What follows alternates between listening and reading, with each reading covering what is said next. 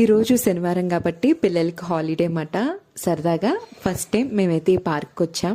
Park అయితే చాలా ఎక్సలెంట్గా ఉందండి. చాలా బాగా మెయింటైన్ చేస్తున్నారు. చాలా పెద్ద పార్క్. ఈ పార్క్ నంతా చూడాలంటే ఇంచుమించుగా ఒక 2 నుంచి 3 గంటలు పట్టేస్తుంది. అంత పెద్ద పార్క్. మేము సరిగ్గా వచ్చేటప్పటికి ఇక్కడ కుక్క పిల్లలు ఆడుకుంటా ఉన్నాయి. ఇక్కడ పిల్లలు పెద్దవాళ్ళు కూడా చాలా బాగా రిలాక్స్ అవుతున్నారు. చాలా హ్యాపీగా ఉంది. వ్యూ కూడా చూడటానికి ఎక్సలెంట్ గా అనిపించింది. ఒక పక్క పార్క్, ఒక పక్క ఇలా చెరువు అయితే ఉందండి.